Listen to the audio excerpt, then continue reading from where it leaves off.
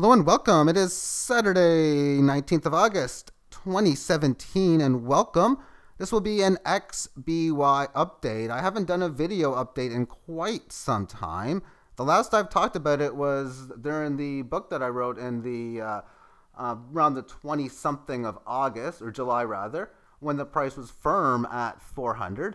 What I stated then was if there was any further price decline, 250 was a key level.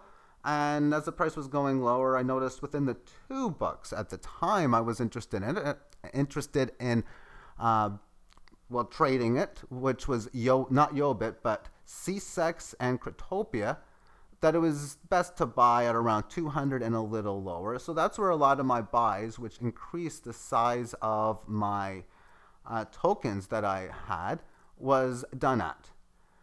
And I have now sold them, and a lot of it is because of wallet maintenance issues. And now two wallets are not able to do anything but buy and sell on the exchanges because their wallets are in maintenance. On July the 31st, about 3 weeks ago, the Yobit site, I transferred a decent amount over towards them, but it never arrived as this was occurring right around the time when the maintenance was going through. Thus, they are now in limbo. There are many people whom have XBY in limbo on that site, and the issue still remains almost 3 weeks later.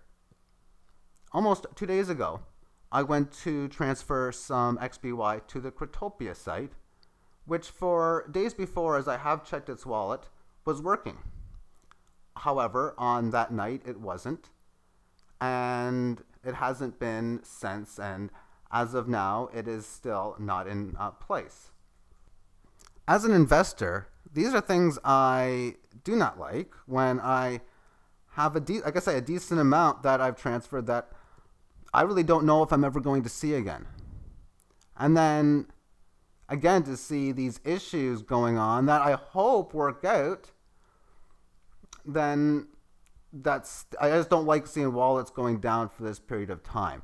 Now, I realize that sometimes they go through short intervals, and a couple days, you know what, that's a little extensive, but if it comes back, it comes back. I don't mind waiting a little bit.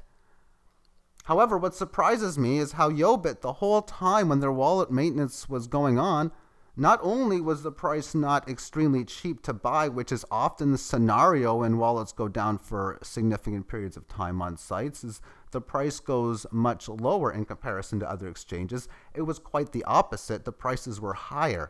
I still can't figure out how that was the case. And even today, it should be trading at like 200 or like 250 based on their wallet, but it's not. And that surprises me. It really does. Anyway, with Cryptopia, it's not selling off because the wallet's been down, and the chart overall has got a bullish pattern, at least you'd think, to make a play to at least test into the 800, 850 area based on the little bit of this failed breakdown. You can call this a little bit of a head and shoulders pattern, maybe a cup and handle.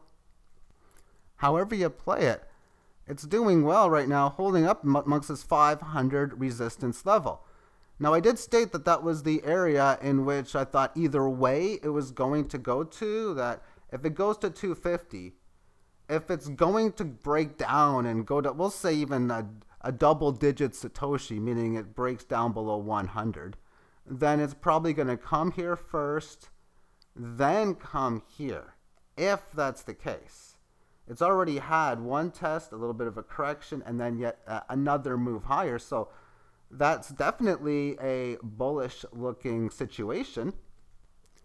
But overall, because of the whole wallet maintenance issue, it's very tough to be enthusiastic about the situation. Having multiple exchanges going was a very, very profitable situation. I'm going to talk more about that in the next few days. I was actually going to write a second book on it and think it's better to do it in a video series. So I'm just going to put that out probably in several days, where you're able to look at the difference amongst multiple exchanges and take advantage of such. And that's, of course, now impossible to do when you're unable to transfer coins from one exchange to another, which is, again, usually why you would expect the markets to go down. So everything that I bought here, I basically have sold in here, with the exception of maybe 5 or 10,000. But other than that, I will be looking to sell again up towards just the key levels around 1,000, 1,500, small amount at 2,000, and really aggressively at 3,000. However, I'm probably not going to be too aggressive in buying back. In fact, until any kind of maintenance issues get resolved. And that's just, I'm not going to say that's stubbornness, but it is definitely concerning for me that there's extended issues within it, and surprising how, again, why Yobit isn't at 240 right now, and CSEX isn't at 500, and Cryptopia isn't at 400 or 380, given, of course, their wallet situation. Okay then, so that will be it for the video. So I guess the only things that have changed is I've basically sold 100% of what I bought here, which never was the plan. Basically 50%, I think, was 33% even was the plan to sell here. So that's moved to 100%. The not buying back at this stage until, of course, wallet maintenance issues get sorted out is another way that I've adjusted, and then increase the amount that I'd be selling at those key levels that I talk about compared to before, meaning the amount of tokens I want to have leaving 1,500 is a lot less than I prepared it to be, so because that's how I usually plan out. Okay, if this thing goes to 1,000, how many do I want to have? Okay, at 15 I want to have so many, at 3,000 so many, at 10,000 so many, which means I can then place my sell orders accordingly to how I've prepared it. And because of such, that means selling a little bit more at the key levels until, of course, I notice that the wallet issues are getting fixed. Take care.